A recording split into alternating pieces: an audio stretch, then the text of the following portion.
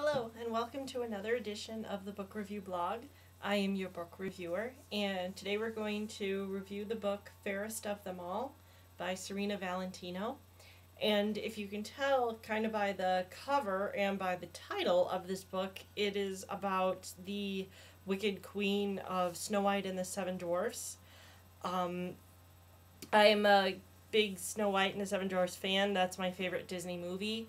And Snow White is my favorite Disney princess, and the Wicked Queen is my favorite Disney villain. So let me give you a little background. My friend goes to Disney World every year, and since I became a fan, she has been giving me, for the last 3 or 4 years or so, she's been giving me gifts that's related to Snow White and the Wicked Queen. This book itself was a gift by her a couple of years ago, and this is the first time that I've ever had a chance to read it. And show you my shirt, because she gave me the shirt a couple years ago. Alright, I'm gonna stand up. It says Wicked State on here, and as you can see, there's a picture of the Wicked Queen right here. And I don't know if you can see, there's writing on the bottom. It says spiteful and unapologetic. That might be hard to see, so. And the last thing that I have that she gave me is a Snow White doll, as you can see. And Snow White is holding a bluebird because she loves animals. And if you can tell, Snow White, you can't see Snow White's feet, or Snow White has no feet, and that's because this doll is reversible. So if I can pull up her dress and turn her around, and fluff out her dress a little bit, she becomes the Wicked Queen. And now, instead of holding a bluebird, she holds the poisoned apple. So that's just kind of cute, and I like this doll. So again, I like Snow White. So this book is, again, about the Wicked Queen. It's from her perspective. It's not first person. It is third person. It starts off. It doesn't start where the Disney movie starts. It starts off when the Queen marries Snow White's father, and that's many years before the Disney movie takes place. Snow White is maybe about 3 when her father remarries the Queen. The Queen is not named in this book. And at the beginning of the story, you kind of feel for her as the Wicked Queen, or as the Queen. You feel, because she's not wicked, she's very nice, and she lost her mother at a young age. Her mother died giving birth to her, so she feels for Snow White, and she's like, I lost my mother too, so we can kind of bond together, and as a mother and daughter. And Snow White calls her Mama, and the Queen calls Snow White Little Bird, and she's very nice, again, very loving of Snow White and her husband. And one of the things that goes on is that the king has 3 cousins and their sisters, and they come, and I don't know if they're witches themselves or kind of sorceresses. They come and they kind of stir up trouble for the Queen and her family. Snow White doesn't like them. They're very rude to her, and the Queen makes the king kind of throw them out, even though they're a part of his family. And so that's kind of their entrance. And then the king gives the Queen a gift a little later on as he prepares to leave her. And it's the magic mirror.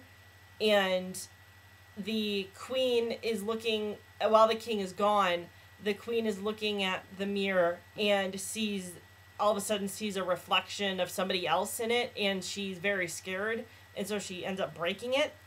And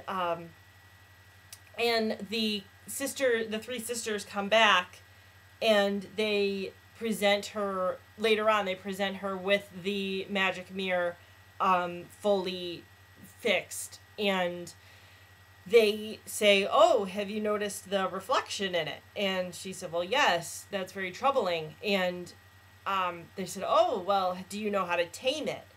And um, she's like, "No, he hasn't done anything." Like, "Oh, well, you can give it this incantation and say these words, um, and it'll come to you." And so these are the same words that the queen says in the movie, to summon the magic mirror.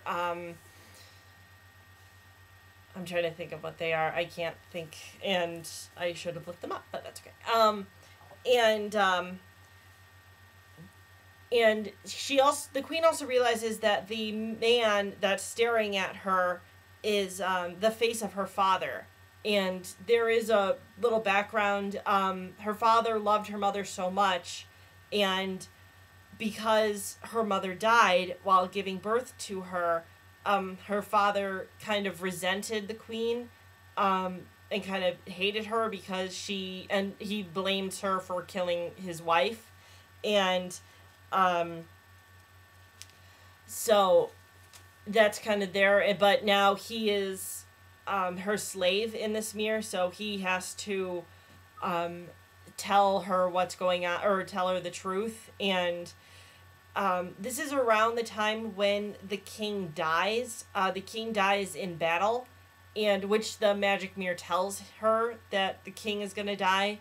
And she feels very distraught and very sad, that because she loved her husband so much, and she knew that his death would not only destroy her but would destroy Snow White as well. So she just had to feel better about herself.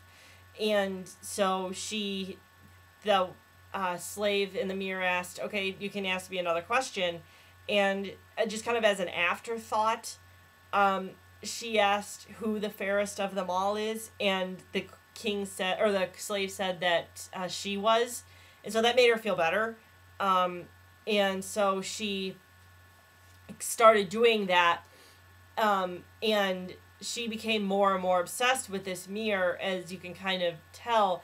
And her treatment of Snow White began to become more cruel. It's kind of fun because as Snow White grows up, kind of in her crueler moments, I'm not sure how old Snow White was at the time, but the queen said, "Well, Snow, you've been kind of having it easy here. You're going to start doing some housework around here, and the other servants have clothes for you to wear. You're not going to wear your beautiful princessy dresses that you normally walk about the castle. You're going to wear kind of raggedy clothes and do housework." So that's kind of the start of Snow White being forced to do housework around her house and things like that. And in the movie, it appears that Snow White and the prince meet for the first time at the wishing well, in the very beginning of the Disney movie. But in this book, it's not so. This author makes them meet as children, and and as young adults, they kind of keep their love. They see each other and instantly fall in love, and the queen knows that they're in love, but she doesn't want Snow White to be happy. Again, this is kind of where her obsession and kind of her vanity shows up. So, and her jealousy of Snow White. So she banishes the prince from returning, but Snow White and the prince meet in secret. And that's kind of the preface, or that's kind of the before the Disney movie starts.